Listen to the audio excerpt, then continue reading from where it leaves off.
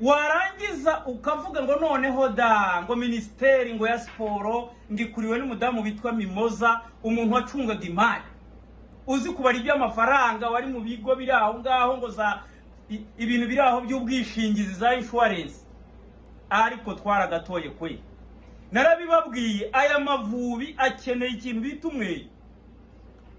banyarwandakazi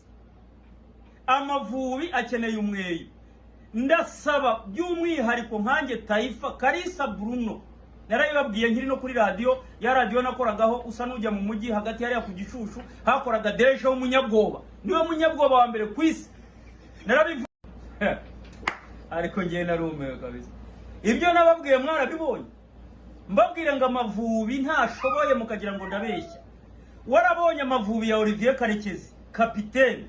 ukabona amavubi ya Gatete Jimmy ukabona amavubi ya Ntaganda Elias na babita na Jeremy abitwa bari yandire bizagwira na bakarisa Claude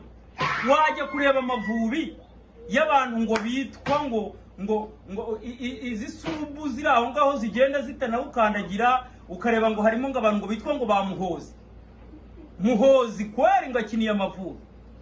ukareba ngo haje ngo umuntu ngo bita Fiakire mwizamu warabonye ngo bita Bebe Muhammad Mose imipira ashyira hari pembe ni iki mwoka byara oya